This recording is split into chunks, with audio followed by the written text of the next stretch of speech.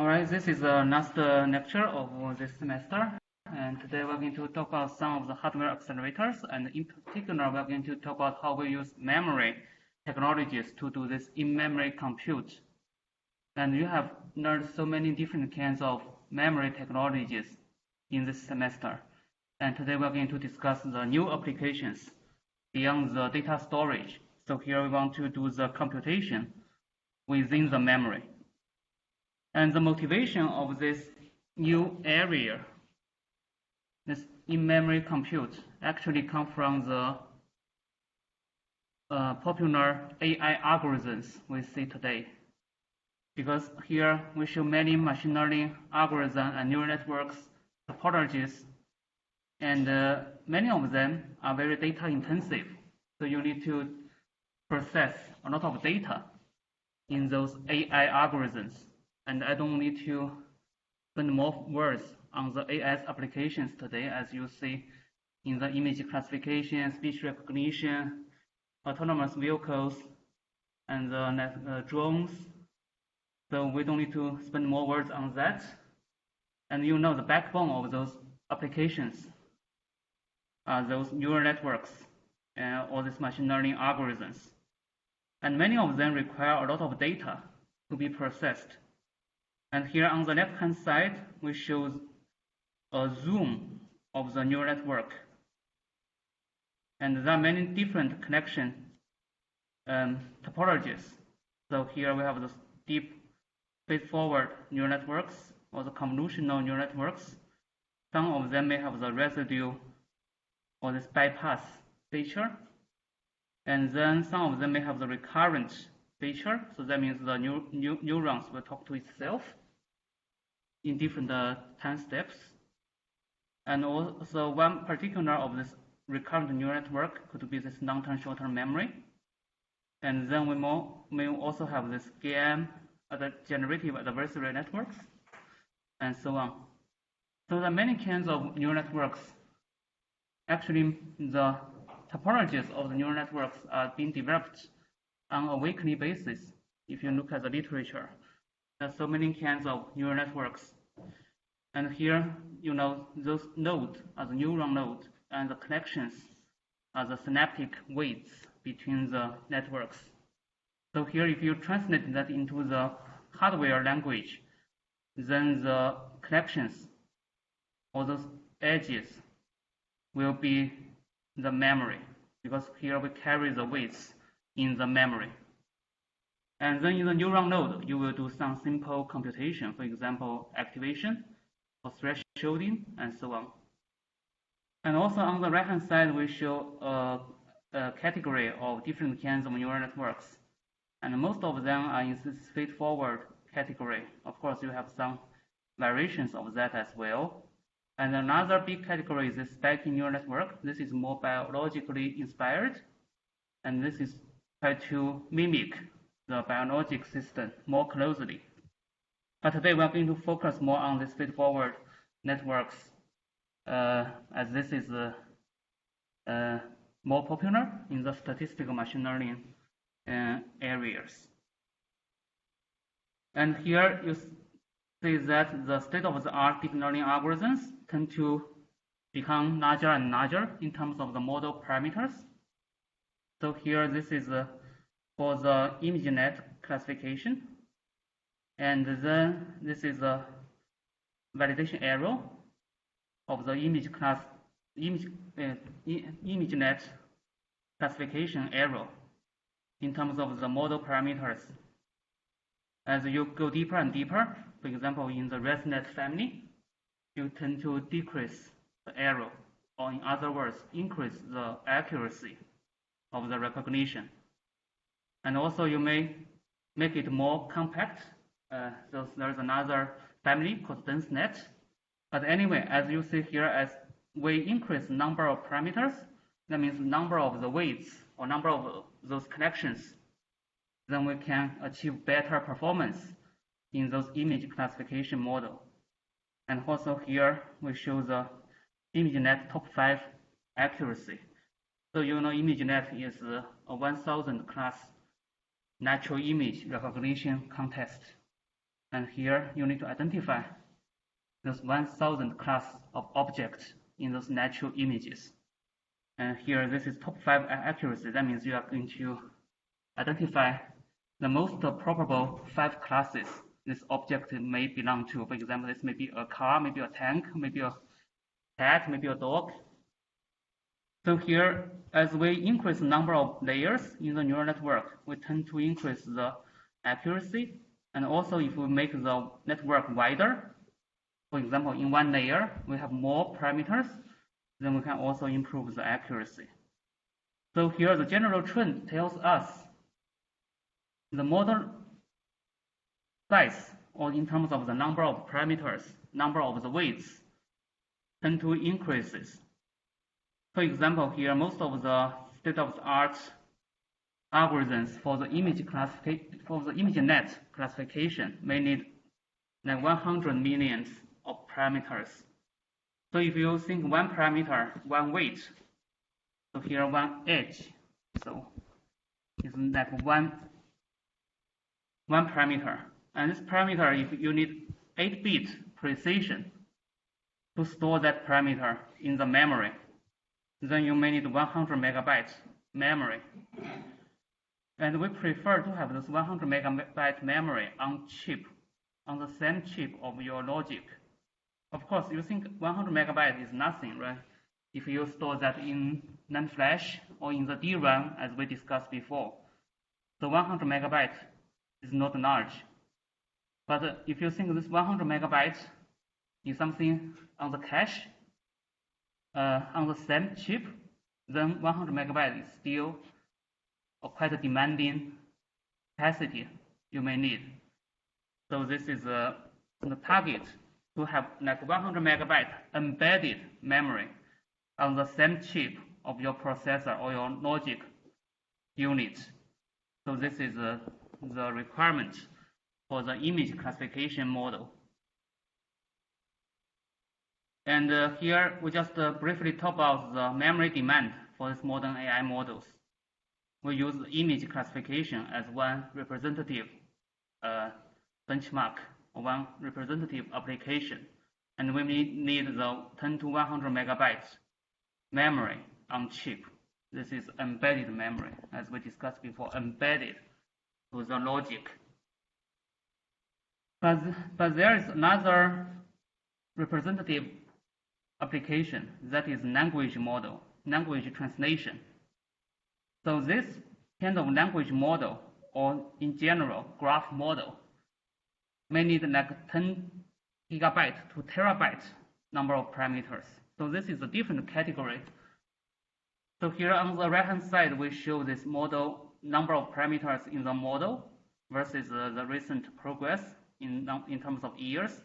So here this part is the image classification model for the ImageNet classification. And still typically like 10 to 100 megabytes in terms of the number of parameters. But then if you look at the language or the graph model, this one exponentially increases in the recent years for the language translation. And you may have those GPT-3 model, and also this DLRM is deep learning based recommendation system proposed by Facebook. So basically your social network is a graph model. You have so many collections, but maybe each person only have like hundreds of friends. But if you think about the whole network, the whole society, then you may have like terabytes memory to basically remember the collections between the nodes. So here, this 10 gigabytes to 1 terabyte, as you have learned in this course, there's no way to put this kind of large memory on the processor or on the logic chip. So we may have to store that in the storage class memory. That means on a separate chip, but you may do some fancy 3D integration, as you see in the DRAM, for example, you can have like a storage class memory and then stack on the logic chip to complete the system in the 3D fashion. So those are the new trends in the research community and also in the semiconductor industry. So here again, we just highlight the memory requirements for the deep neural network. And for inference and training, a little bit different. Inference is when the model is pre-trained, you just do the feed-forward, like a prediction. And for the training, that means you have to learn the weights of the network by iterative update of those weights. So the training may need much more memory than the inference, especially when you need to store the intermediate data during the training.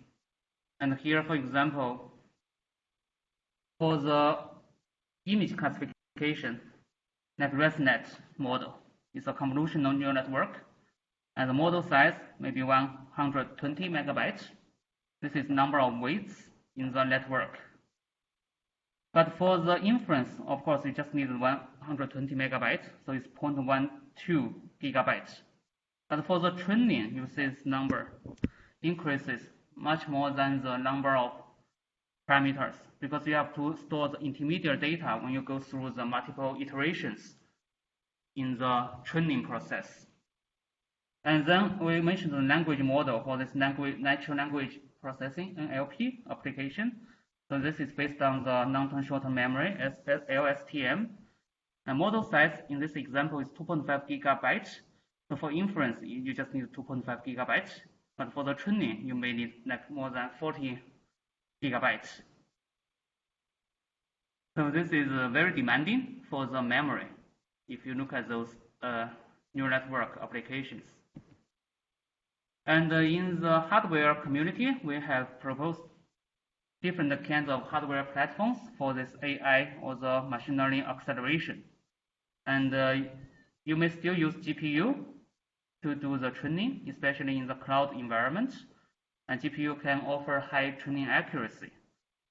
And FPGA is also being proposed as a good candidate for the inference, especially if you want to do faster prototyping.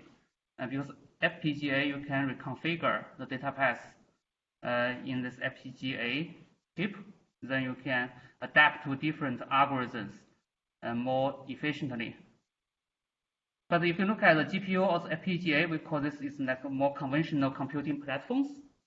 So here we quote a number. This number is in the unit of TOPS per watt. So here, this TOPS per watt is important metric when you evaluate the hardware accelerators or the AI chip in general. So TOPS per watt is the tera operations per second per watt. Essentially, TOPS is the throughput,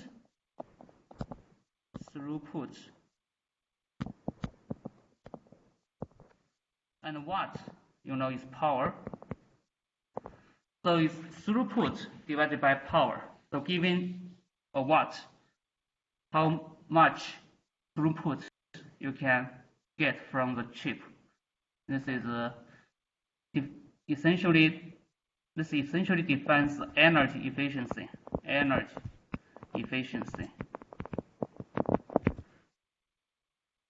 So the a GPU or FPGA is about 0.1 to 1 TOPS per watt. And the industry has been working on the digital CMOS ASIC chip. So this is to specialize the hardware to better suited for your AI workloads. And one representative example is from Google, the tensor processing unit, or TPU. So this is to use the digital CMOS technology to design the specialized hardware to process some of the matrix functions. And if you do so, the energy efficiency can be boosted to like 1 to 10 TOPS per watt, like 1 orders of magnitude higher than the conventional platform. And this one is becoming more and more popular in the industry. Not only Google, all the software companies are designing their own custom silicon chips based on similar principles. You may see this kind of chips coming from like Facebook and also even Tesla for their autonomous vehicles. So they are hiring a lot of hardware engineers. So now it's like really the spring for the hardware engineers, especially the chip designers.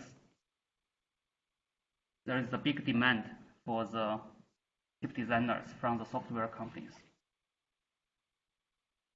And here today, what we are going to address is this next generation AI platform. We call it computing memory or in-memory computing. So this is the active research area, and also one of the focus in my research group. And this is to use the memory directly to do the computation. And we employ some of the analog computation techniques on the either CMOS or the number cell memory, as we discussed earlier.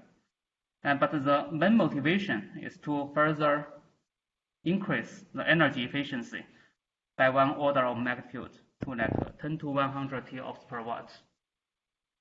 And we will discuss more details how we achieve that. But here, of course, there will be some trade-offs.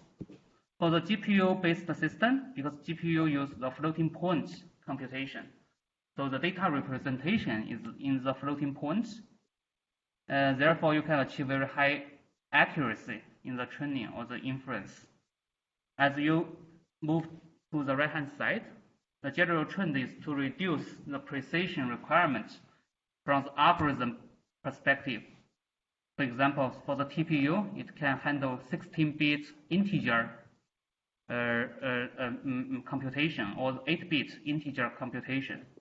And for our computing memory, we wish to further reduce the precision requirement to even less than 8 bits, maybe 4 bits, 2 bits. But of course, there may be some trade-off. For example, the accuracy of the inference or the training may suffer slight degradation from the floating point representation. So this is a trade-off, depending on the application, right? So for the self-driving car, probably you don't want to suffer any accuracy, right? You want to be safe. But for other applications at the edge, for example, surveillance camera or something like that, then you can suffer a little bit accuracy loss, but you want to extend the lifetime of your battery, right? Because many of those edge devices rely on the battery, and if you can improve the energy efficiency by 10 times, you can improve the lifetime of your battery by 10 times. That's a big deal for many edge devices. So we would position this computing memory to the edge inference as a first application. We want to improve energy efficiency. And later, maybe we can enable some transfer learning on the edges. So that means you first deploy your model for an edge device. And then the edge device is running in the field, which may encounter some new scenarios or new patterns. And then your edge device may want to adapt to the new patterns or new scenarios by itself without sending the data back to the cloud. There are different reasons to do that. One is, of course, to save the data transfer like energy, because in many cases you rely on the wireless communication to transfer the data. So if you can process this data locally at the edge, then you save the battery lifetime as well. And also, in some cases, at the edge, especially the personal devices, the users may not want to share the personal data to the cloud due to privacy security reasons. So you want your model to adapt by the user with the user's personal data without talking to the cloud. That's the future goal. But currently, I think the practice is to send all the data back to the cloud and then customize the model and send it back to your local device. But the future goal is to enable the model adaptation at the edge. All right, so if you look at the landscape of the hardware accelerators, these platforms, so here we draw the chart between the throughput versus the power. And throughput is in the unit of tera operations per second. And then this is watt. This Google.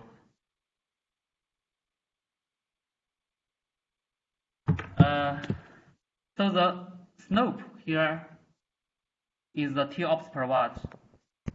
TOPS per watt. This is energy efficiency.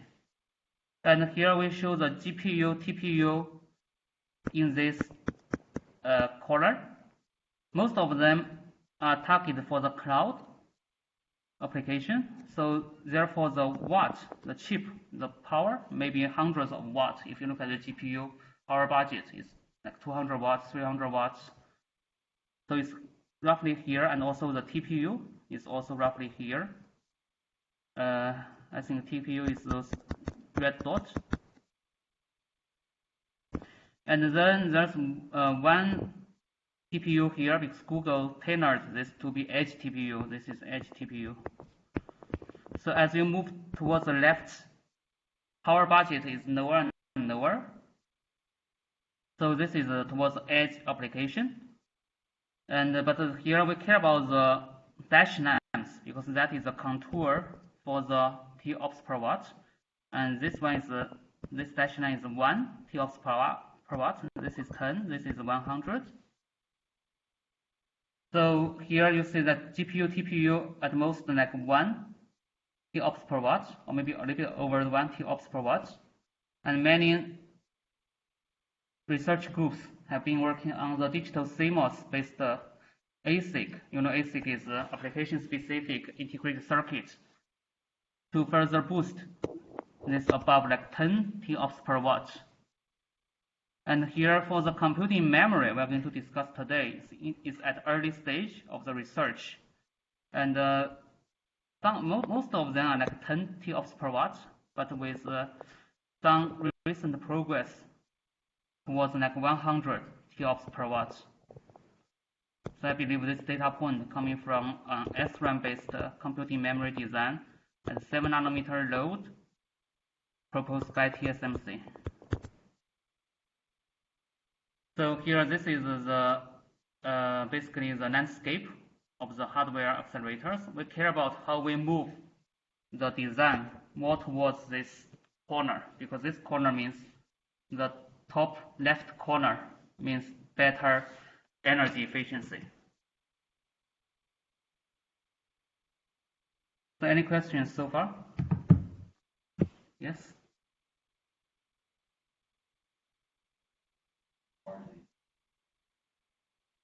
So what's your question? You mean how large is the space? Yeah, like for the edge devices, you want small. Oh, you mean the area, chip area?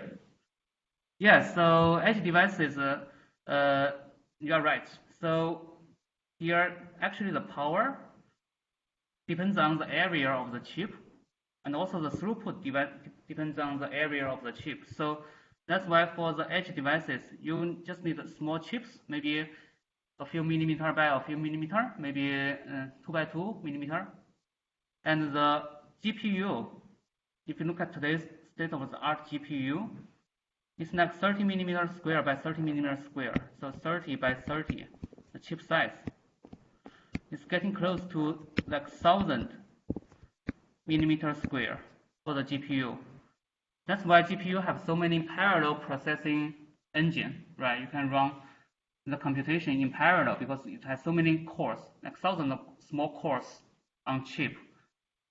This comes with the area penalty because you need to spend so many area to support the parallel computation. So then that's why the GPU chip is getting close to 1,000 millimeter square. And you know, 30 by 30 is like 3 by 3 centimeter. Actually, you can you can see that easily, right? But for those edge devices, maybe the chipset is so small, maybe your naked eye may not identify that. So certainly the chip area will matter depending on your application, depending on your power budget, area budget. So that's why typically we say the edge application is area and power constrained. So let me see if any questions from the online. No. So next we are going to briefly discuss the convolutional neural network. So here in the neural network, you have input image, and then you go through a few layers of convolution stages, which will extract the low-level features, high-level features. And the last few layers are this fully collected layer for the classification. Basically, you associate those features to the output labels.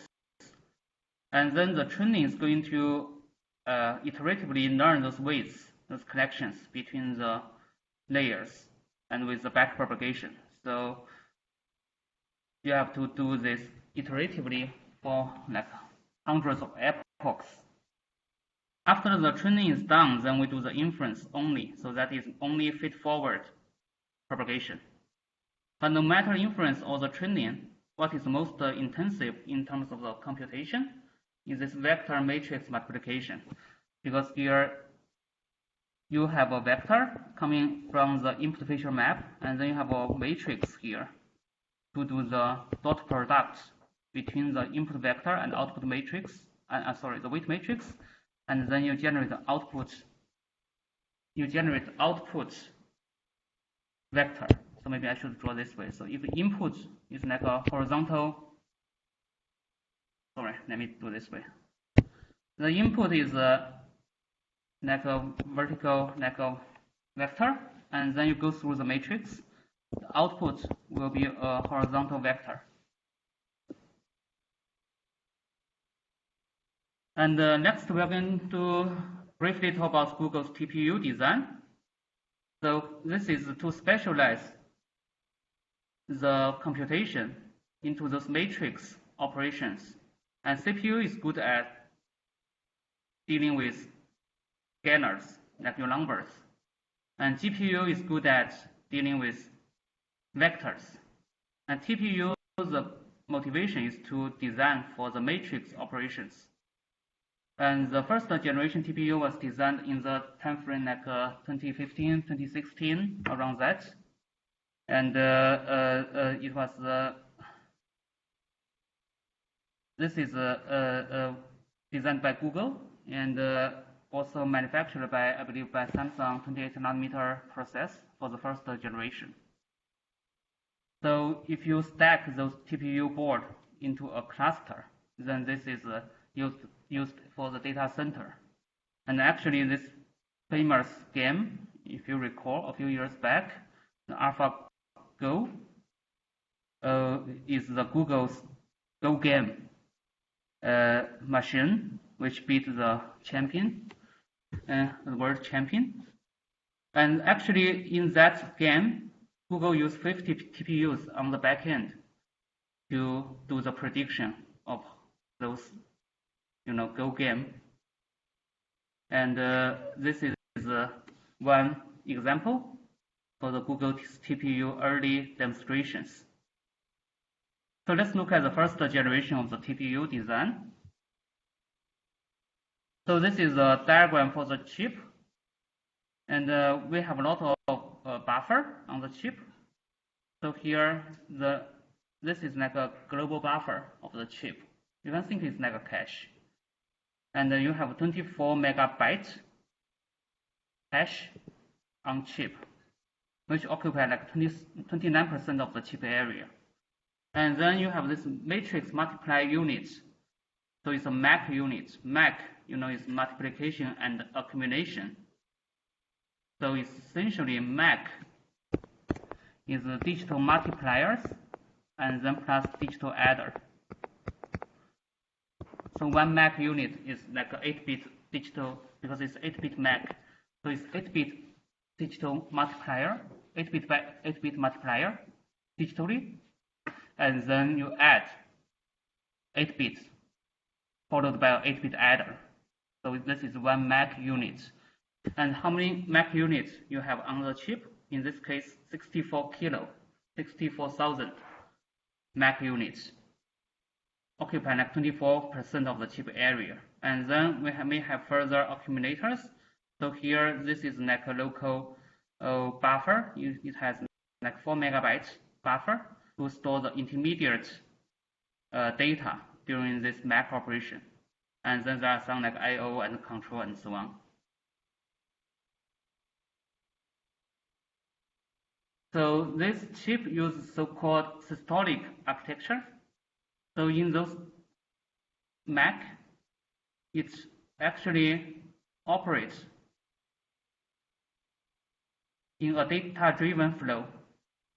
So here, in total, it has like 64K ALUs, and that means that TPU can do 64K multiply and add function for 8-bit integer every cycle. So those Macs are running in parallel. And this is how it calculates the throughput.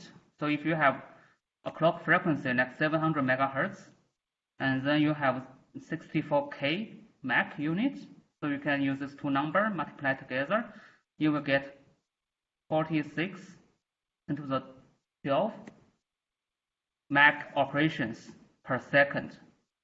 Because 1 Mac is translated to 2 operations, because 1 Mac is multiply and add 2 functions or 2 operators. So in total, the TOPS per watt, in this case, the TOPS, the throughput is 92 TOPS, 92 tera operations per second in this TPU. So the data is moving horizontally from the first Mac unit to the second Mac unit, and then it has this like adjacent communication. So the TPU design is basically an improvement of the GPU in terms of the energy efficiency and the compute throughput. So this is a comparison at that time with the contemporary GPU, not the state-of-the-art GPU today, of course, because this was done back in 2015 or 2016, around that time.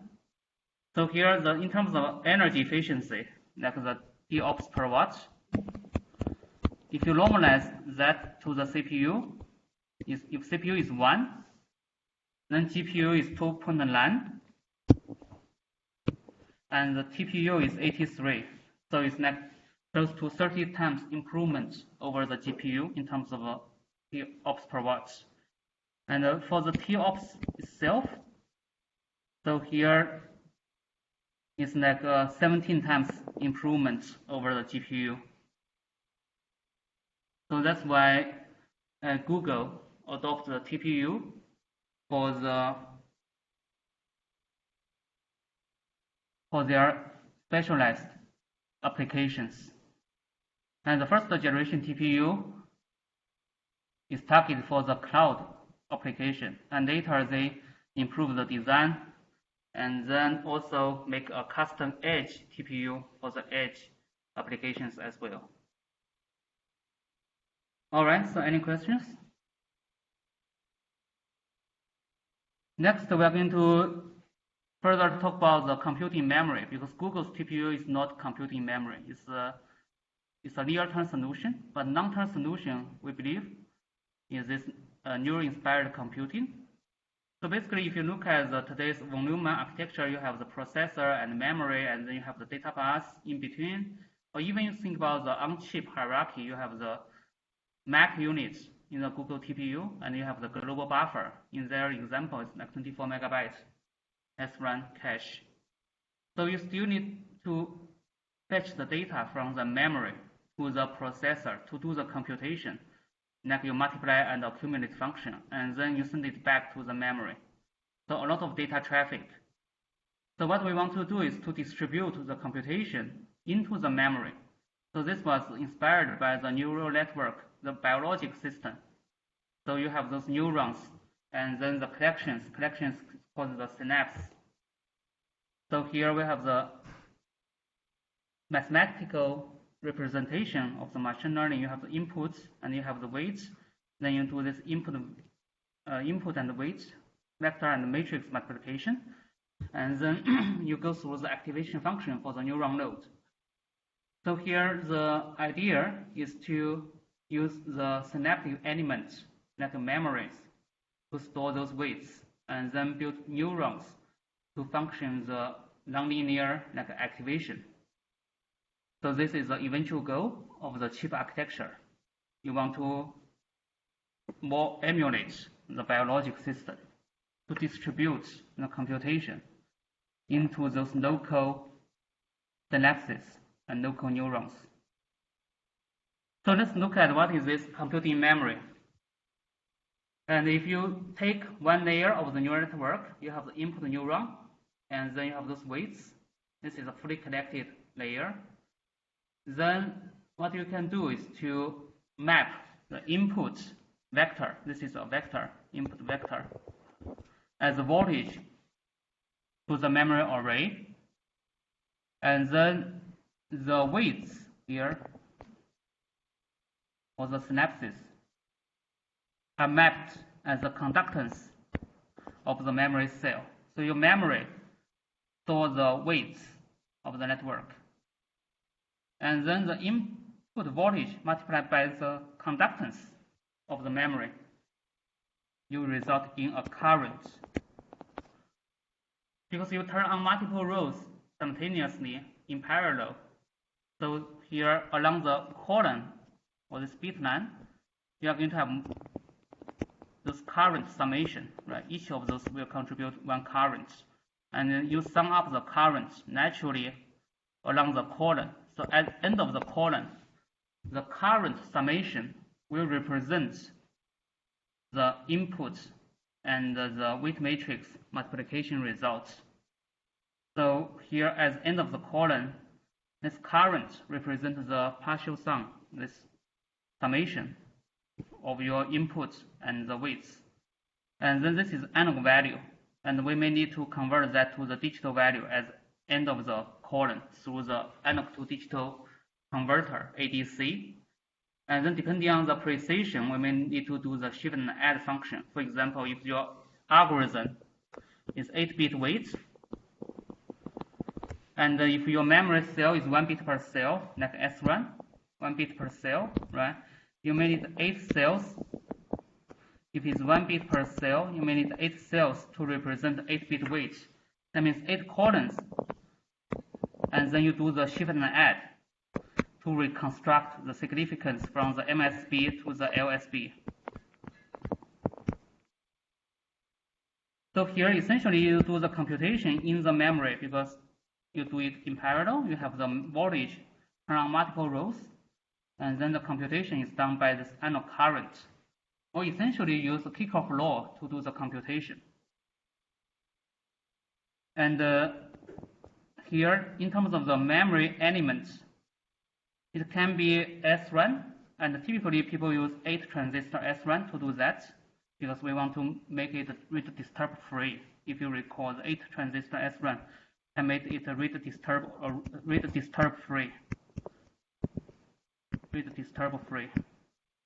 Or you can make this memory element like 1T1R, the resistor, like your R1 phase change memory, conductance represents the weight. And also we may use the FE-FET, free terminal. You can use flash as well, but flash has very high voltage. So if you want to use lower voltage version like FE-FET, so the FE-FET channel conductance represents this G value. So if you compare the computing memory design versus the normal memory design, what's the difference? So you still need those peripheral circuits, but what is the key difference with the memory array, the conventional memory design? Conventional memory design, you turn on one row at one time. So this one you turn on multiple rows at one time. So this is a key difference. Since you turn on multiple rows, then those data or this output current from every row will sum up along the bit line. So this summation happened naturally on the bit line because you turn on multiple rows in parallel. But for the memory, conventional memory application, you just turn on one row because you just want to read out one data from that specific row. You turn it on. But in this case, we turn on multiple rows because we want to do the computation across multiple rows. So first, why SRAM for computing in memory? Because SRAM is mature with the silicon CMOS scaling, and we have the 5 nanometer SRAM, 3 nanometer SRAM very soon. So you can have relatively large capacity SRAM on chip. For example, at 5 nanometer, you already have 256 megabits. This is small b, so that is like a 32 megabytes SRAM cache on chip already. And for SRAM, you may have different variants for the computing memory.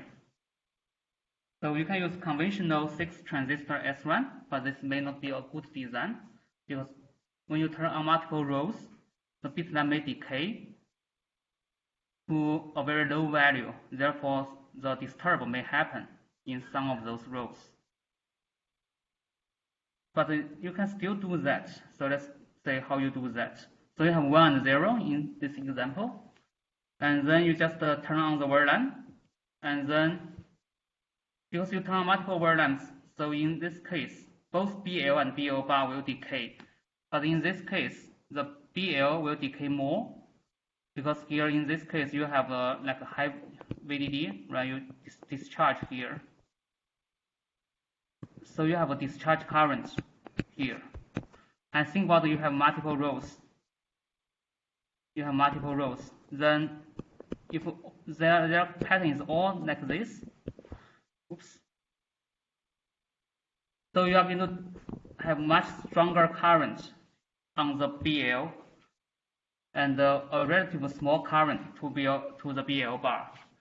So you can look at what is the current strength on the BL for the computation results. But if the BL decay too much, then if somehow this another row store 1, 0 and 1 like this one may be disturbed if the BL is too low. Right, if the BL too low, then you may like write this 1 to 0 on the BL side. So the other way to improve this design is to have the split 6T transistor cell. In this case, the difference is that the two cascade transistors are controlled by two separate word lines, or you can call it word line and word line bar. So in this case, the other side is completely turned off, so you only have the current flow from one side. So this can help to minimize the disturb, and essentially this is XNOR operation. And if you want to completely get rid of the disturb, then you have to use 8 transistor. This is the 80 SRAM cell as we discussed earlier in the SRAM section. So you add additional read paths, so the read and write is fully decoupled. So here, if you want to do the computation, right, so if the input is 1 and you store 1 here, both of those cascades will be turned on, so you will have the current flow this way. Since this current will not interfere with this node, because this is a gate to this, the storage node is to the gate of the cascade, so this current flow will not impact the data you stored internally. So this is read disturb free. And also you may do the transpose operation of the SRAM if you add additional cascades. So that means transpose operation is usually used for the backpropagation, because in the backpropagation, your row and column should exchange their rows. For example, in the feed forward, if your input is from the row side, your output is from the column side. In the backpropagation, then your input will from the column side and your output will be from the row side. So you need to exchange the input and output between row and column. So you can add additional set of pass gates to do that. So here is one example from TSMC. This is published in ISCC 2020. 7 nanometer SRAM 80 rate decoupled SRAM cell, and they use a 4-bit flash ADC to digitize the output current. So this achieves like very good energy efficiency for 4-bit by 4-bit computation. So it's like a 350 TOPS per watt for 4-bit by 4-bit integer computation from this design. But in the previous chart, I always normalize the TOPS per watt to be 8-bit by 8-bit MAC operation. And if you do that, this will be like 85 TOPS per watt. Why is that? Because different papers or different groups publish their results using different precision. So you have to make sure the precision is the same when you do the comparison. So it's better to normalize the energy efficiency to be 8-bit by 8-bit by MAC. Because by definition, if you do 4-bit by 4-bit, then the energy efficiency will be four times higher. So with 4-bit and 8-bit, you have factor of 2, and 4-bit another 8-bit, you have factor of 2. So it's better to do that 8-bit by 8-bit MAC in the comparison. So here are the more features of the design. Due to the time limit, I will skip. So basically, this is a closer look at the computer array. You have those ATS run cells, and you can turn on multiple of them simultaneously through the input VLAN driver. And then at the edge, in this case, use a capacitive DAC array to do the ADC. And then so this is it is a 4-bit ADC. That means output is a 4-bit digital signal from the array. So I will skip the design details of this chip. So a short summary of SRAM based design. The SRAM is mature, and you can enjoy the scaling. And 60 SRAM is possible, but it's better to use 80 SRAM to decouple the read and write paths. Foundry typically offers 80 SRAM actually, so you can use that. But you need to modify the peripheral circuits, because in the memory array, you won't have this ADC at the edge of the array. So you may need to modify the peripheral circuits to enable the computing in memory. And here we switch to another technology, for example, RRAM. We can also use that for computing memory. As the same technology node, RRAM may offer some benefits compared to SRAM. Because at the same technology node, I have to emphasize at the same technology node, RRAM has smaller cell size and possibly multi-bit per cell MLC. This can offer higher density. And also, RRAM is non-volatile memory. This is especially good for the edge, because in the edge, most of the edge applications are standby frequent. So you can power off the RRAM chip if it's in the sleep mode. You can save the power, but for SRAM, you cannot turn off the power supply. And SRAM leakage is kind of significant, right? So then this is the benefit for the RRAM. And I will not go through the details of this RRAM technology. We have discussed that before in the previous sections. So here I just want to highlight one particular design from our group. So this is a practice, a prototype chip designed in collaboration with TSMC. So we had access to TSMC's 40 nanometer RRAM process, and we designed a macro with this 128 by 128 RRAM array and also peripheral circuits to enable the parallel computation, and then the ADC to digitize the output. So here in this design, like the gray box analog design, and the white box digital design. So we do have a mixed design flow, and we need to integrate them on the same chip. So this chip features some of those new functions. I will not go into the details of this design. But if you look at the core of the array, essentially you have this 1T1R, and then the input is going to turn on multiple rows by the word line. So you turn on multiple rows, and then depending on the resistance of the R1, let's say high resistance state or low resistance state, then low resistance state will have large current. High resistance state will have very minimal current flow. So then you can have different current coming through the BL. So different columns will have different pattern. Therefore, different columns may have different outputs. But here the current is to be digitized to the output.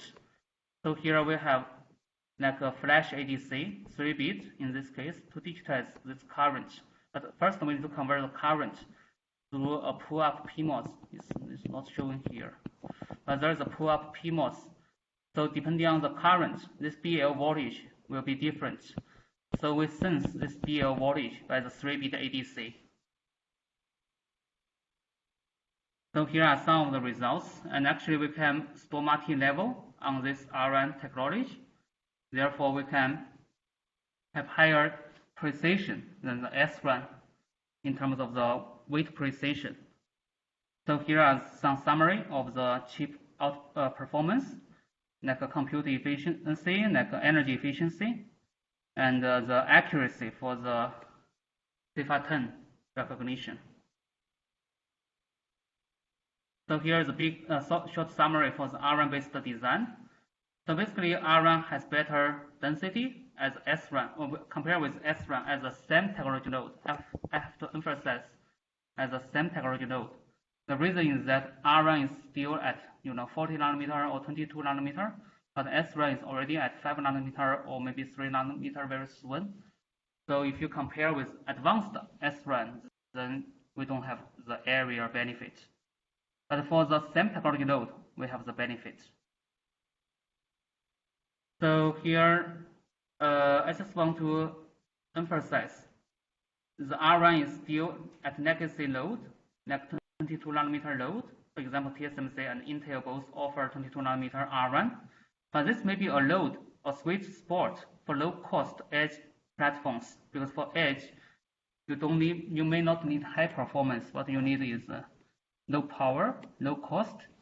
Therefore, 22 nanometer load may be a sweet spot. And if you can equip the 22 nanometer loads with R1, then it might be a good solution for some of those edge applications. So let me look at the time here. Let me quickly finish up because I want to have some time for the final. So here, what the research community has done so far, either for the S1 or the R1, is on one array or maybe a few arrays. It's not a full chip yet. So for a full chip, we may have this hierarchy as well. So here maybe we only have one sub-array in our example. Our prototype chip, we only have one array. And then one array, maybe 128 by 128, it's pretty small, only like a few kilobits. Then you have to combine multiple sub-array as one processing element, or PE. And the multiple PE here for a full tile of the chip, and then multiple tile for a chip. At each hierarchy level, we may need the peripheral circuits, like input and output buffer and control units as well.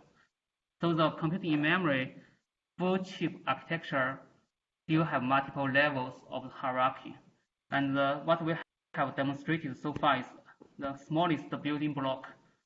And for the system full chip like design, we still go through the simulations at this moment. We haven't moved to a full chip design and tape out yet. So I'll skip the weight mapping strategies for the convolutional layers. And I just want to introduce one framework developed by our group. This is similar as NVSyn you have used for the memory chip design, as you see in your homework. But here we customize a simulator that is suitable for the computing memory. So here we have this hierarchy, and then we use similar principles from the NVSyn, and then develop the peripheral circuit modules to benchmark different technologies in terms of the chip area, power, and latency for the computing memory application. You can think it's a specialized NVSyn simulator towards the computation. And we have validated this with the prototype chip we showed earlier.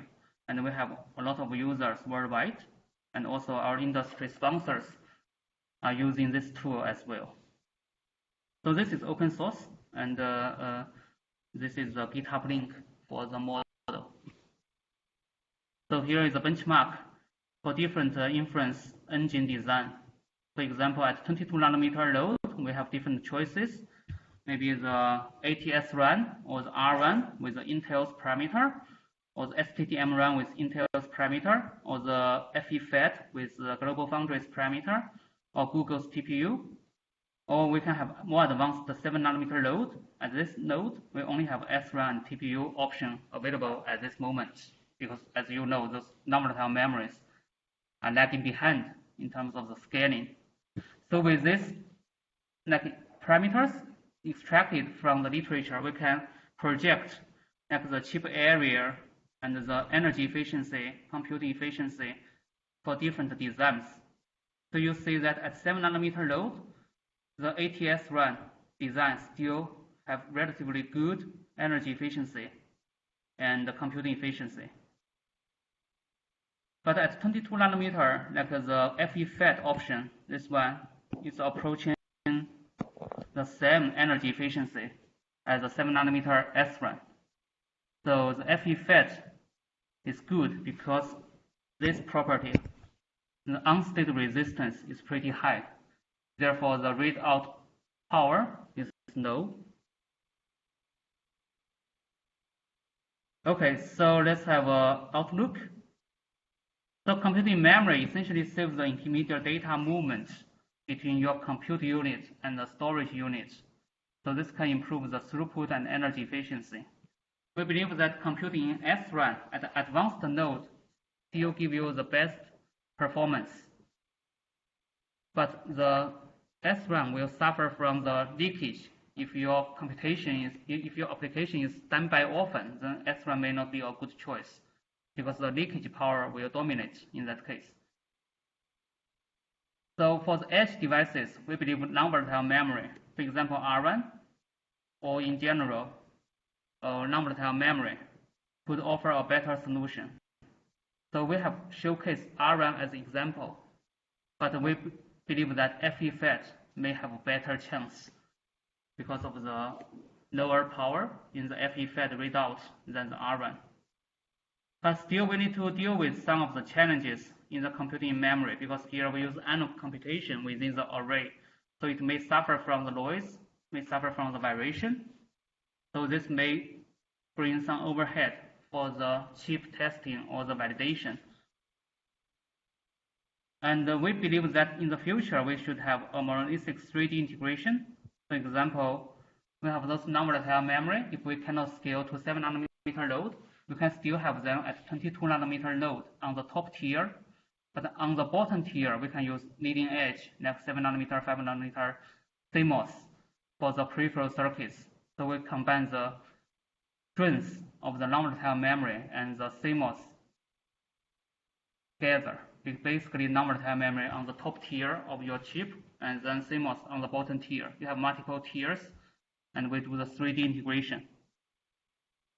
And lastly, we have open source this benchmark simulator to the community, and then researchers can use this to do some projection, even for the M3D, this monolithic 3D integration using different technologies. Our tool can handle that. All right, that's all for this class. So any questions?